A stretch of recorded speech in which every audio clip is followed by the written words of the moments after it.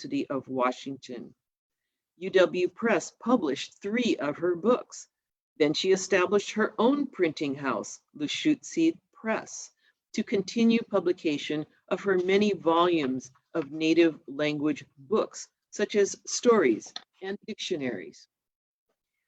Vi Hilbert taught for 15 years at the UW and another 3 years at Evergreen College, and many of her students became Lushootseed teachers.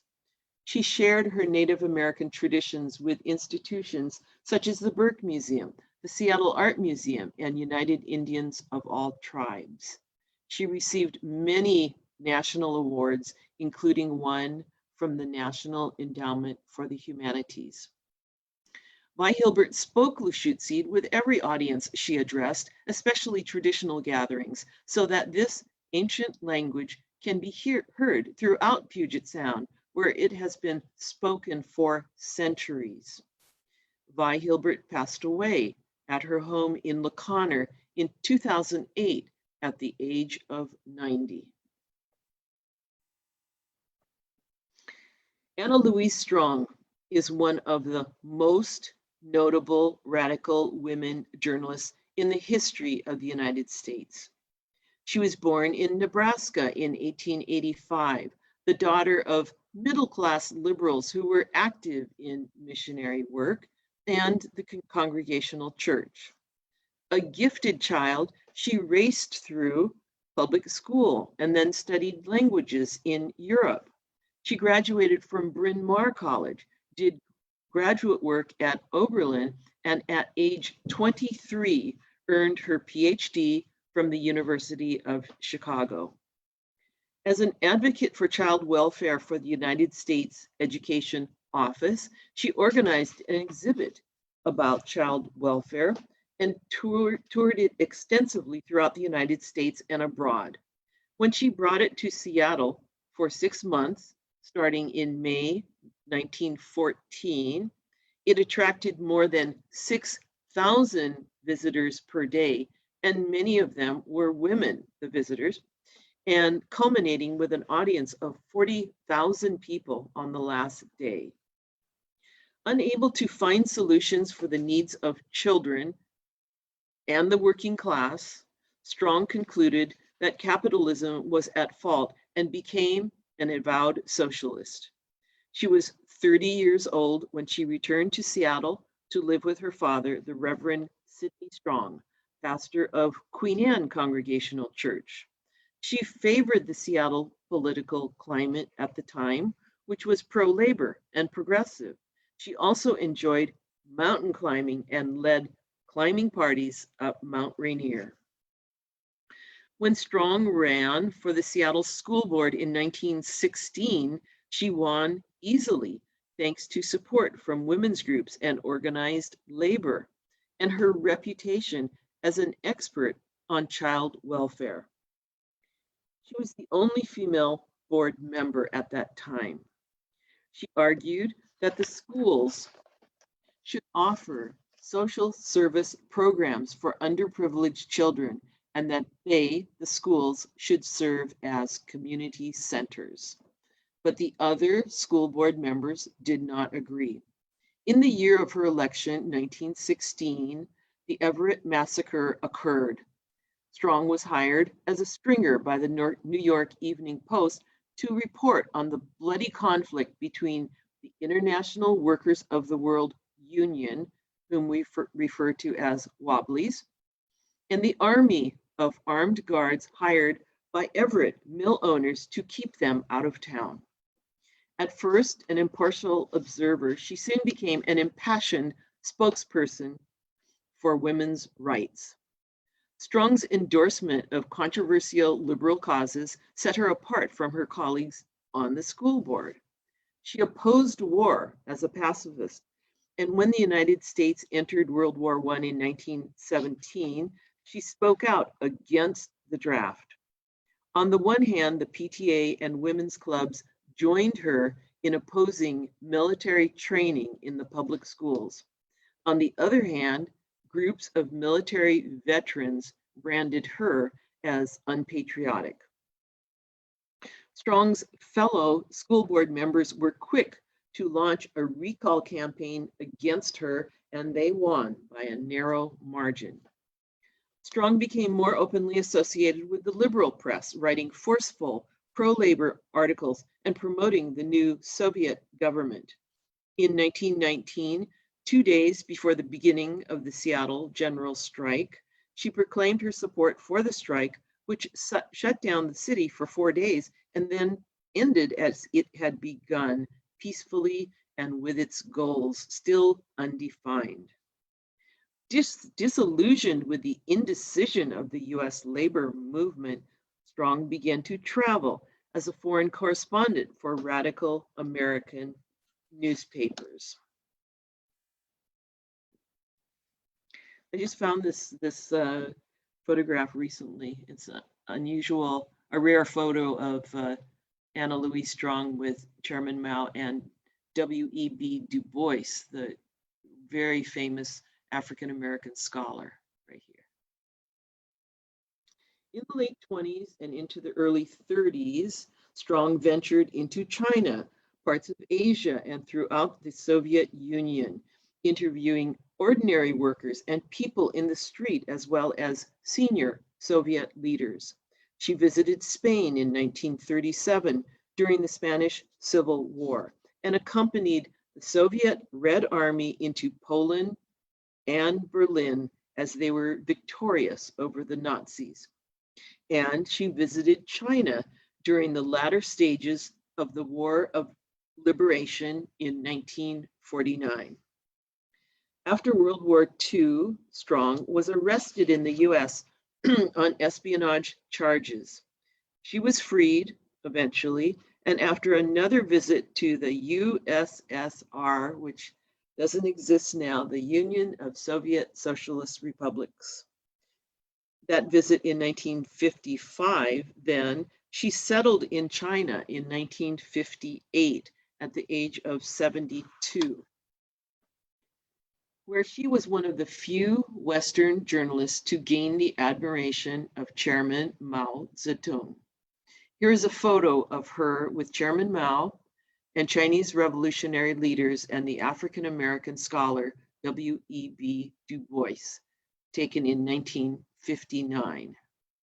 She died in China in 1970 at the age of 85, having written more than 30 books based on her extensive journalistic work. Now we're going to have a wonderful and fun music break with music by Ruby Bishop. So hopefully this is going to go. Let's tickle some ivories now. Please welcome local jazz legend Ruby Bishop.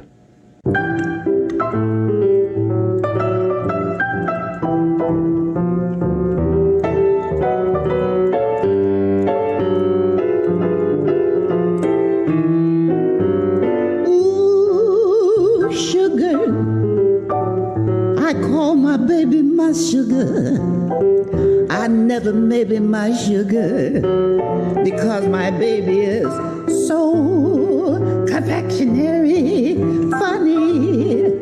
I never plead for his money, and when I treat him one, honey, he's the best in his line. I'd make a million trips to his lips if I was a king, for he's sweeter than any candy to me. He's granulated sugar. I never cheat on my sugar, for I'm so sweet on my sugar, that honey baby of mine.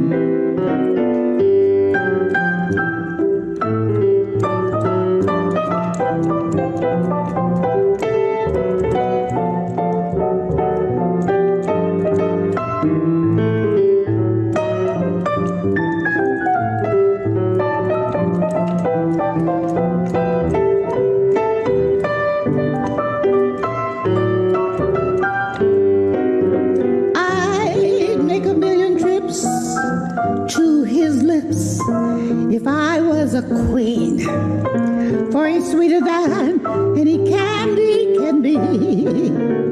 He's granulated sugar. I'm so sweet on my sugar. I never made my sugar. That honey, baby of mine,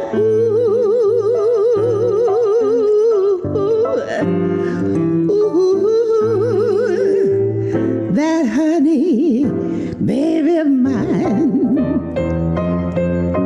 Oh, he's so sweet.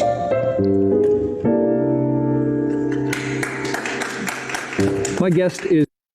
Okay, thank you very much, Ruby Bishop. You should know that she was in her 90s in that performance. So music is good for your longevity. Ruby Bishop, the legendary jazz singer and pianist, was born Ruby Carol Cogwell in 1919 in the town of Rochester in Thurston County, just south of Olympia. Among many other Black pioneer families, some of you might know that there were a number of prosperous African-American families in the early 20th century in the Centralia area. And Centralia, the city, was founded by the noted Black businessman, George Washington. She, Ruby, was the 8th child and worked on the family farm. And dancing for country fairs at age 5, she was mostly self-taught on a piano, but she led the Centralia Buccaneers band at the age of 12.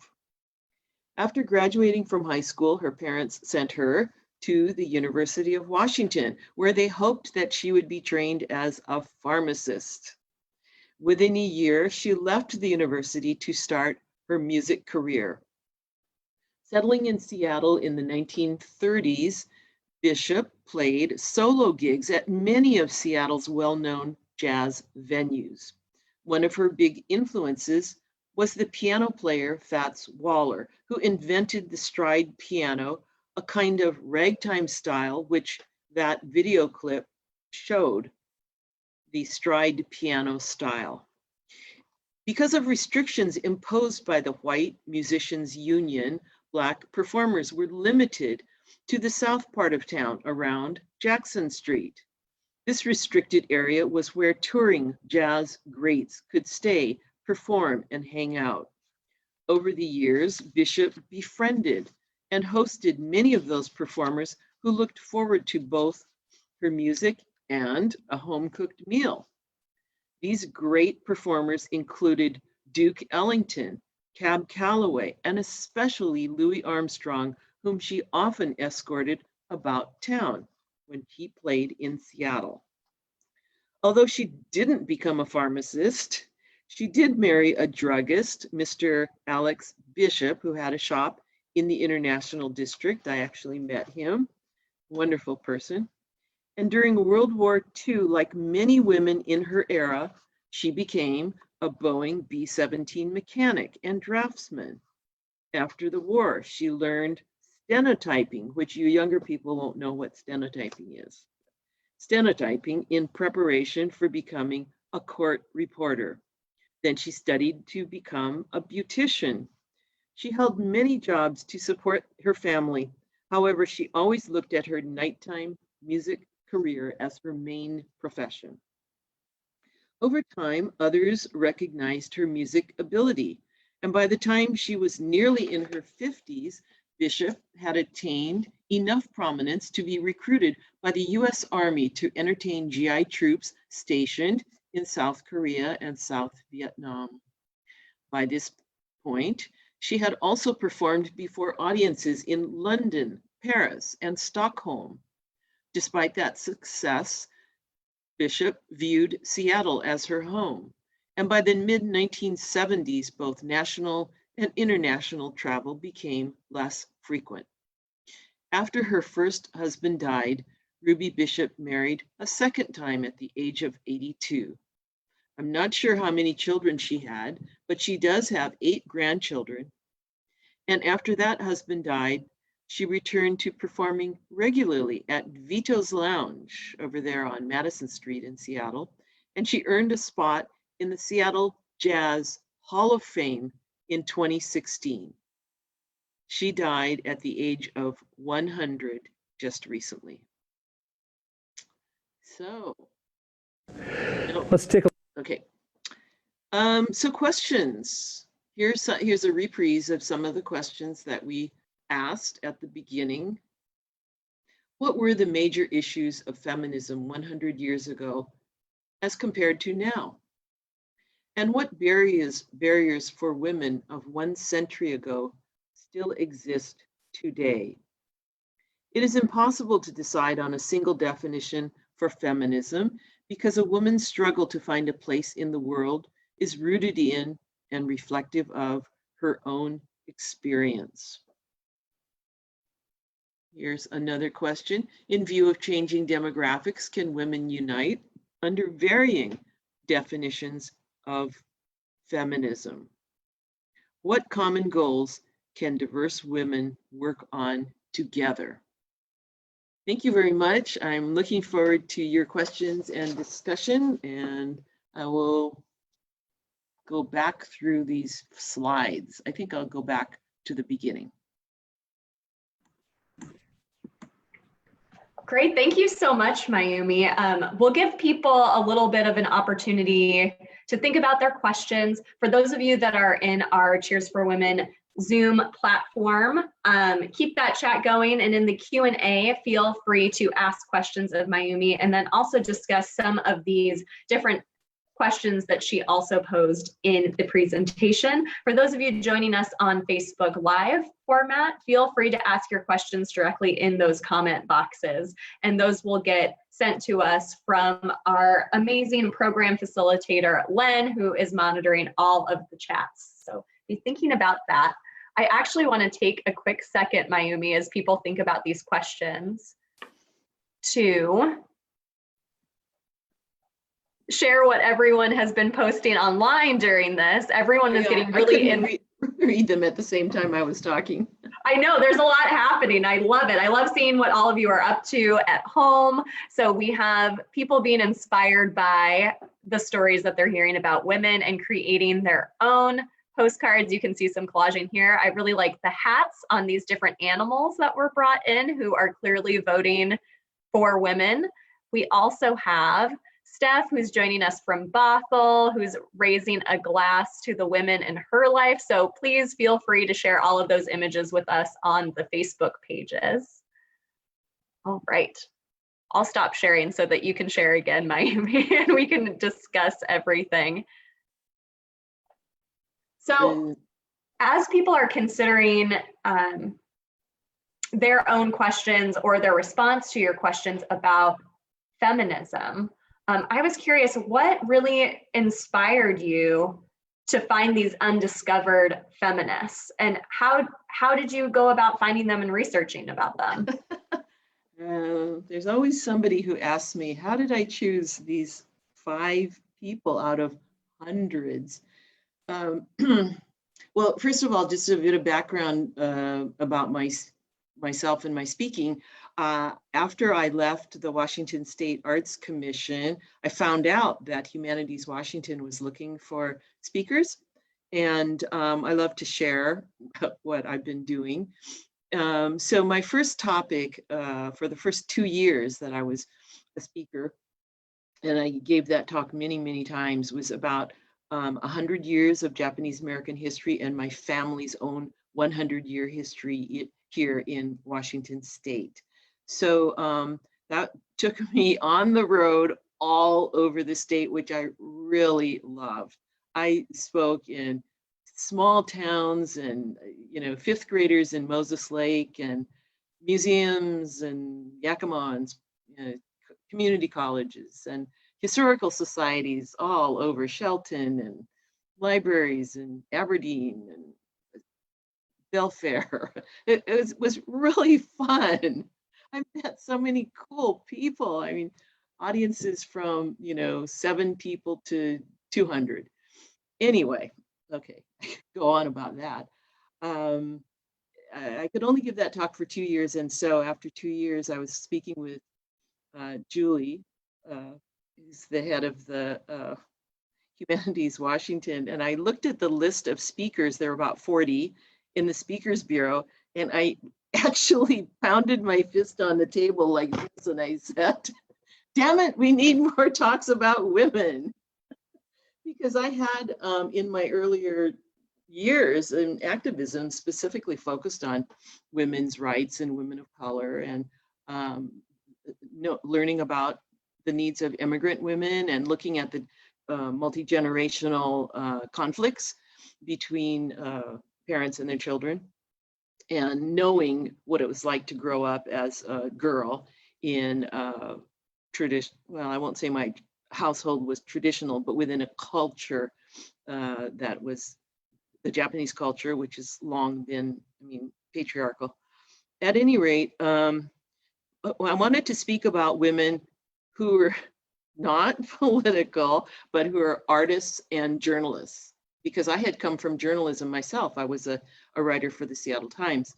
And, there were many, many candidates. I wanted them to be born in Washington and had been active or grew up in the 20s and 30s. And believe me, in giving this talk all over the state, there are a lot of people who want to make suggestions of people to add. And I am sorry that I do not have Latinx woman in this group, but there are some probably historical conditions and reasons for that. Next time I will. So anyway, that's kind of a roundabout way of answering your question.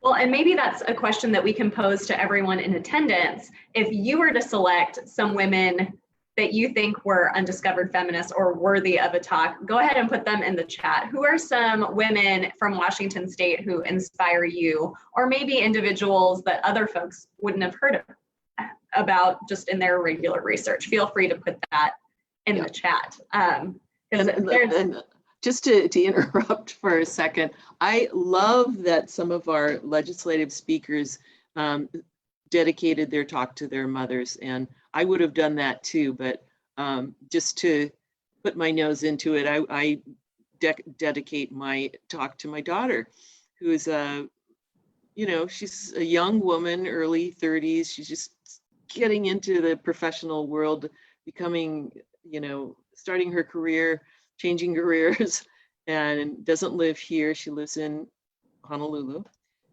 which I must visit often. But I really dedicate it to her and other young women who are working so hard to define themselves, to be socially relevant and progressive, and to fight the patriarchy. That's what we raise them to do, is fight the patriarchy. Absolutely. What I think is so fascinating is that we have all of these women who are major public figures, these women that we know about that are easy to research, but really the women that inspire so many people are personal, right? Like the mothers, the daughters, all of these people that we have these personal interactions with that really make the big difference, which I think is so inspiring when we talk about undiscovered feminists specifically. Yeah. Well, and maybe to kind of like get the conversation going through the chat, since I know it's a lot to say, like, these are really big questions to unpack, like how has feminism differed from 100 years ago to now? I guess maybe we could start with asking our attendees, just list one word that describes feminism to you. What's a word that you might associate with feminism, whether that was 100 years ago or now? And maybe we can kind of start with that. But when you think about feminism 100 years ago, what are some words that come to mind for you, Mayumi? Excuse me, 100 years ago? Yeah. Well, again, I have to refer to that good old word patriarchy. Women's lives were really constrained and defined by that. Absolutely. And we actually saw that earlier in the talk. I kind of threw out that term cult of domesticity, but we have all of these kind of old timey, in the postcards, you see kind of that play on women expected to be in the home. They're only expected to live in that one sort of sphere. And as soon as they leave that, they're highly criticized, which this picture of Anna Louise Strong flies directly in the face of exactly what she was supposed to be doing, is overlaid by the patriarchy. Yeah. Well, one of the things I mentioned that I have talked about with audiences in the past is this whole question of how Washington became one of the first 5 states, and the other states are basically Rocky Mountain states, Colorado, and so on. So the question of why would these states, we're talking about women gaining the right to vote who were farmers, and in many cases had lost their husbands and were constrained by many of the rules, like lack of education, but unable to write a contract or sign a contract to own the land to and to vote on the issues that really affected them. So I can ask the question, but I'm kind of going to pose that question of why did the male legislature and then the male general voting population vote for this right for women? And I think that they wanted to not just empower the women who they saw were working really, really hard, but also to possibly lure women to come to the Rocky Mountain states, to Washington state, and so on, because there was a need for more women to come. Absolutely, absolutely. I was just speaking with my partner earlier, who is watching outside of the home. I have to kick him out for the live program. Sorry, Ryan, but glad you're watching. But we were talking about some of these key women that played a role in making sure that the Western states were voting.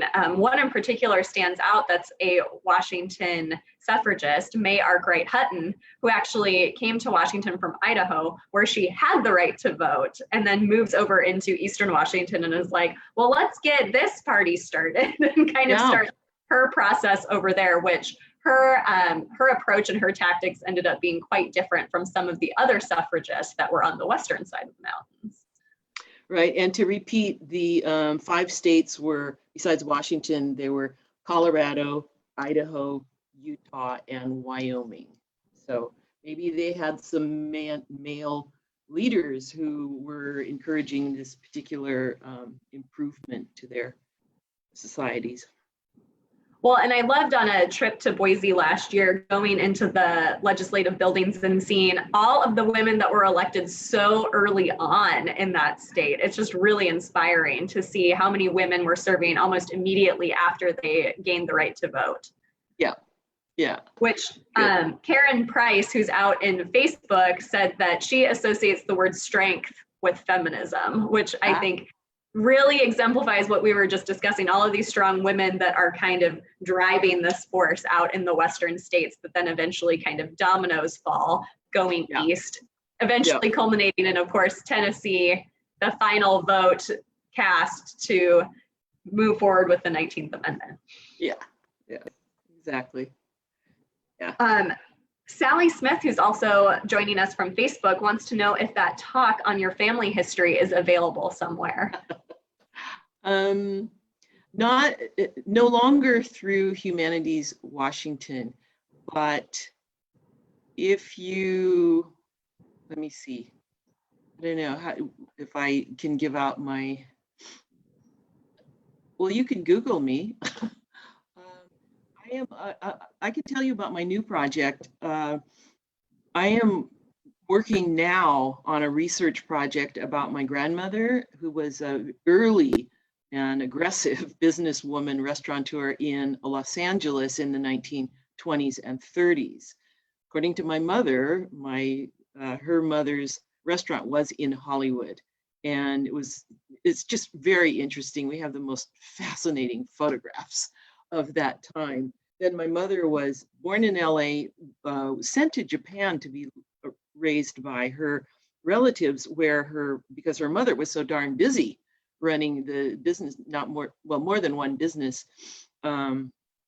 So if you know Japanese American history, those who born in the US were called Nisei, and those who were born in the US and then raised in Japan and brought back to the US were American citizens, but their character and their knowledge and education was totally Japanese. So those of us who were raised as children of those, the ones who came back were called Kibei, we're different. We have more of a bicultural orientation.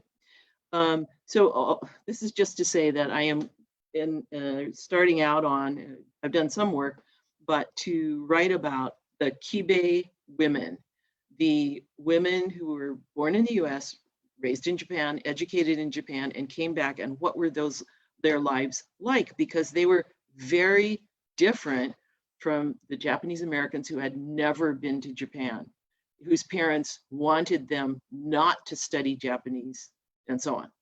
So that I got a nice grant from For Culture in Seattle to do this heritage research, and I will be putting together talks about that particular subject in the spring of next year. I don't know, should I give out my my email? I mean, you can find me on Facebook and send me a message that way. Just look up my name, and then I think you can send me a message even if you're not my friend, so-called friend.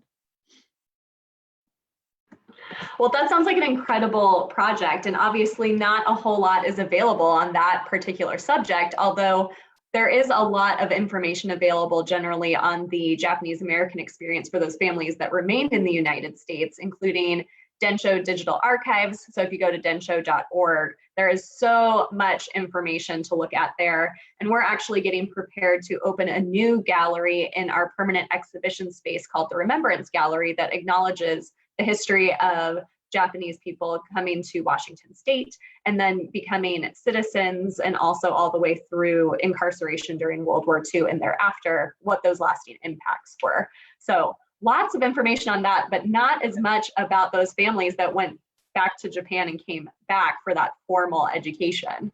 Right, right. And then I do want to point out that after she came back to the US at the age of 14, so she left at age one, came back at 14, was living in Sacramento, and then their family was sent to Tule Lake, which was the most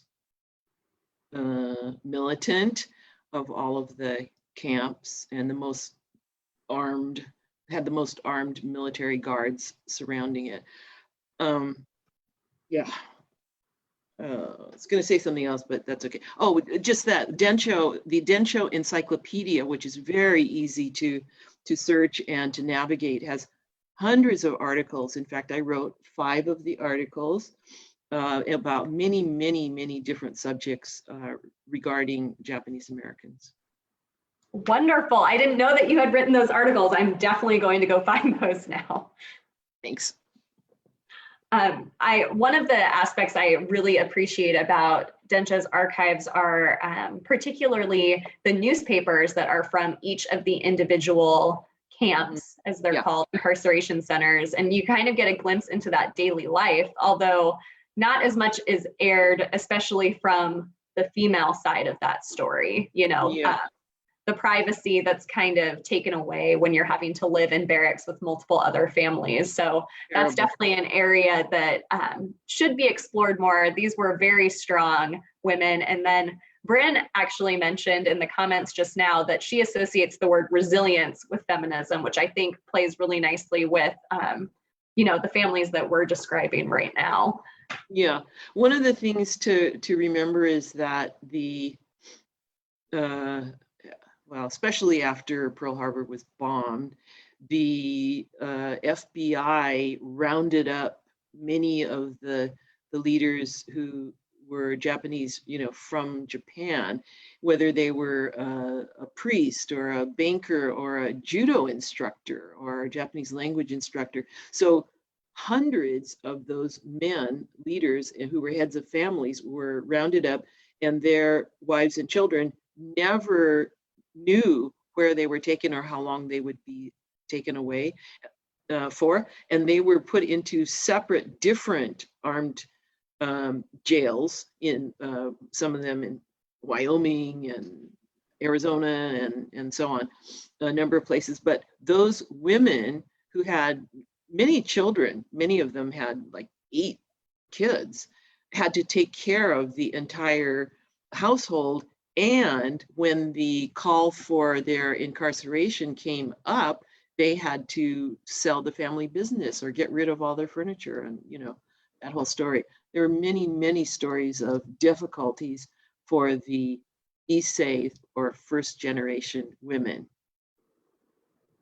Absolutely. And in the comments, this is kind of changing gears a little bit, but getting back to the definitions of feminism based on now versus 100 years ago, Bryn also said that Sue Bird is a modern Pacific Northwest feminist who inspires her. She embodies that word resilience, which she associates with feminism, followed by a comment from Len, power couple, Sue Bird, and Megan Rapinoe, which obviously they're fighting for things like equal representation, equal pay.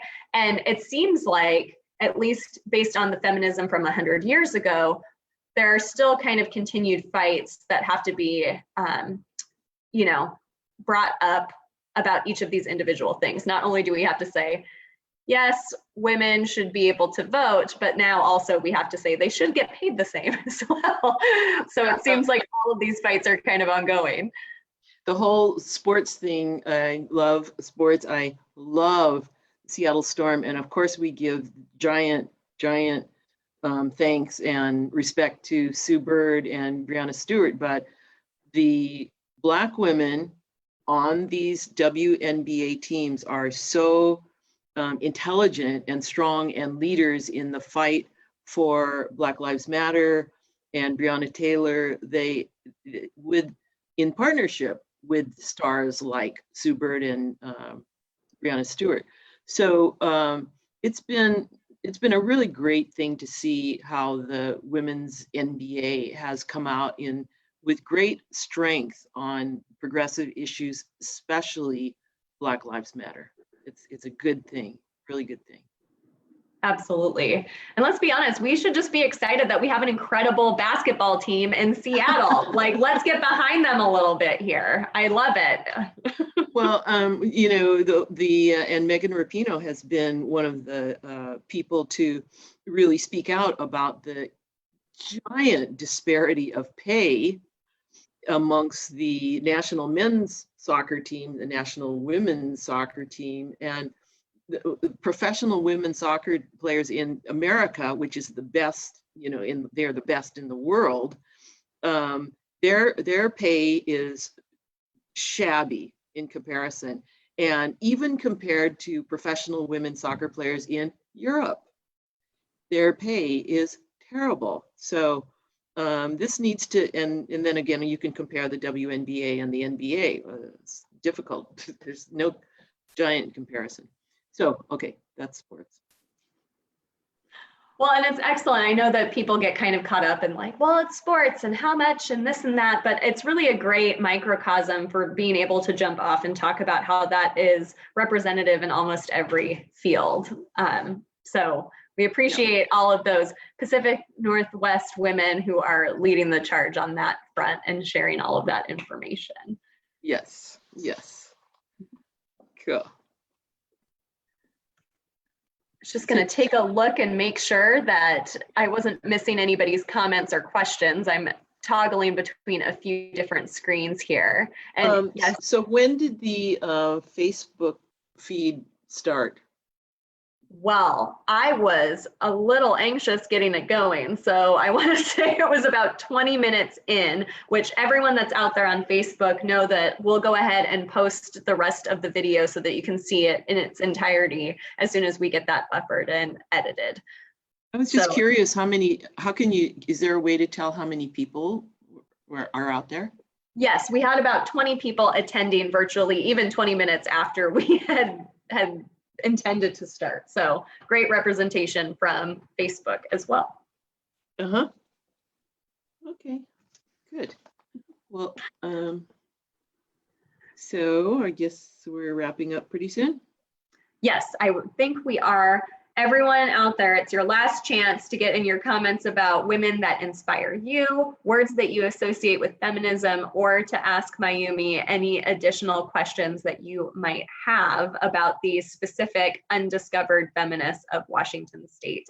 I do want to put in a little plug. We currently have a little section that's dedicated to Anna Louise Strong in particular in the Great Hall of Washington History in our permanent exhibition space at the museum, which you can visit right now. And that section is actually going to be the next that's redone. So if you want to see this little section about her role specifically in documenting all of that social unrest and union movement in the early 20th century, be sure to go and check that out.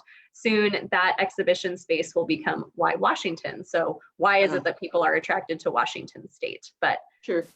And I guess I could go ahead and point out that if you are interested in the Washington Women's Conference and the National Women's Conference, where the ERA was our battle cry, 1977, that was Houston, right?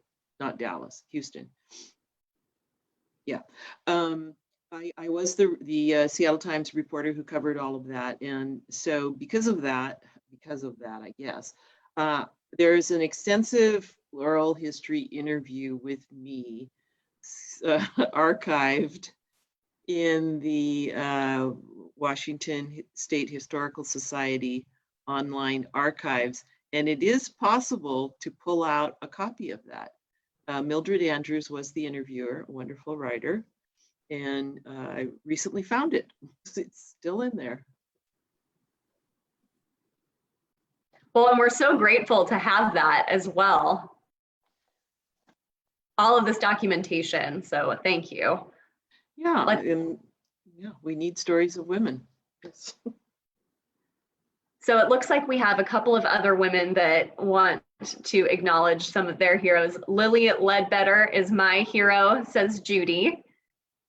And then Sherry says, be sure to check out the National Trust for Historic Preservation's project, which is called Where Women Made History, to see specifically Washington State entries, presumably about different locations that are related to Washington women's history. So check that out. Looks like there are some profiles as well. Yes, and Ninja Purpants is in fact joining me right now. She's lurking back here. So it's almost dinner time and she knows that it's National Cat Day, so she can't be ignored, nor will she be deterred. This cult of domesticity thing is just not going to work for her. But so any final thoughts before we leave this evening, Mayumi? Thank you so much for inviting me, and I thoroughly enjoyed the whole program. And I'll have to get, well, when we can get together, I would like to visit the History Museum. And when is it? Is it open now, or when is it opening? Yes, so the Washington State History Museum is currently open, and we also have that Votes for Women 100 Years and Counting exhibition currently on view. So we're open our regular hours, Tuesday through Sunday from 10 a.m. to 5 p.m. So if anyone wants to come visit, we are open to the public. Okay, I will. During this particular program, all of those different postcards. We have a few of the actual postcards on display there. There are a number of other objects that are associated not just with the suffrage movement, but with voting rights and women's rights throughout Washington State history. So it really brings it forward. And it's interactive in that you get to select the object that you think best exemplifies each of the different topics. So it's really kind of fun to see who, how many people pick these various objects. And I know that I personally have my favorites in each of those, so I'll be interested to see if they align with everyone else's. But we are open and we encourage everyone to join us. Okay. Oh, it looks like there was even someone that went on Sunday. So Sherry says that she attended, it was excellent. So Sherry, you'll have to tell us which of the objects that you selected. What was your favorite one? I know that there's some beautiful things in that exhibit. I'm really excited about it. So feel free to join us. And Mayumi, thank you so much. And a huge thank you to Humanities Washington for bringing you as a speaker, as part of the Speakers Bureau, to us virtually. Thank you so much. You're welcome. You're welcome. Okay, Right. so should I stop share? Sure. And people can look at my big face for the final comment here. I want to thank all of you so much for joining us this evening. It was our very first virtual History After Hours. I'll be delighted to hear a little bit more about what you thought and if you have any recommendations for us moving forward in the future. But a huge thank you to all of our presenters this evening. Thank you to Bryn for making that signature cocktail and showing us how to mix it. Thank you to Kim so much for coming all the way from Mexico. Wonderful, wonderful program. Thank you. It was a delight to hear about all of these musical women that inspire you and hearing you raise a glass to them essentially with your music. Thank you so much, Kim. And of course, a huge thank you to Mayumi and a huge thank you to Humanities Washington for being part of this. Be sure that you check back on our website, washingtonhistory.org, for more information about our upcoming next virtual History After Hours Bootleggers Ball. That's going to be in December again, and we're still figuring out the details, but be sure to stay tuned. You won't want to miss it. And be sure to think about membership, getting into the museum for free with all of those visits, and just supporting Washington State Historical Society. Thank you for joining us, and we will see you next time.